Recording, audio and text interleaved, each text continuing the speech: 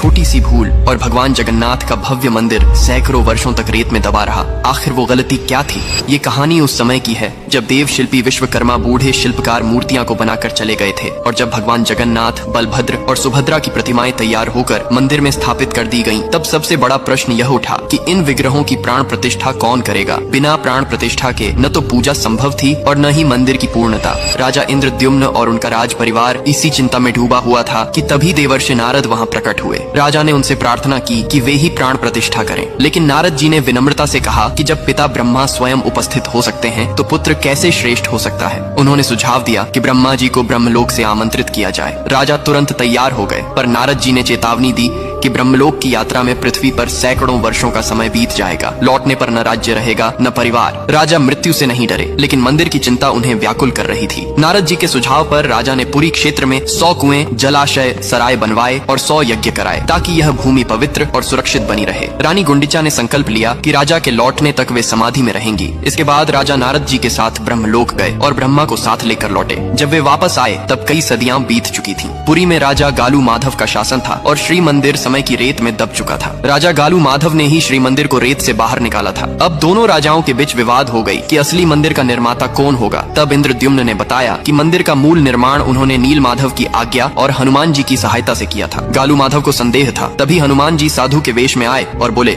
यदि यही सच्चे निर्माता हैं तो इन्हें गर्भगृह का मार्ग खोजने दीजिए। इंद्रद्युम्न ने सहज ही वह मार्ग ढूंढ लिया और गर्भगृह खुलते ही नील माधव का नीला प्रकाश फैल गया। उधर रानी गुंडिचा समाधि से उठी और अपने वंशजों द्वारा पूजित होते हुए मंदिर पहुंची। पति पत्नी का पुनर्मिलन हुआ और गालू माधव को सत्य का बोध हो गया। अंततः ब्रह्मा जी ने यज्ञ कराकर राजा इंद्रद्युम्न और रानी गुंडिचा के हाथों भगवान जगन्नाथ की प्राण प्रतिष्ठा कराई। तो कमेंट में लिखिए, जय जगन्नाथ।